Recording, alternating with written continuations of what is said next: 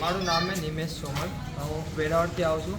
અહીંયા રાણી લક્ષ્મીબાઈ આત્મરક્ષા પ્રશિક્ષણ યોજના કેન્દ્ર સરકારની યોજના છે. તે દર વખતે આવે છે. 3 મહિનાની તાલીમ હોય છે, ટોટલ 36 દિવસ. તેના અંતર્ગત અહીંયા તાલીમ ચાલુ છે આપણી સ્કૂલમાં.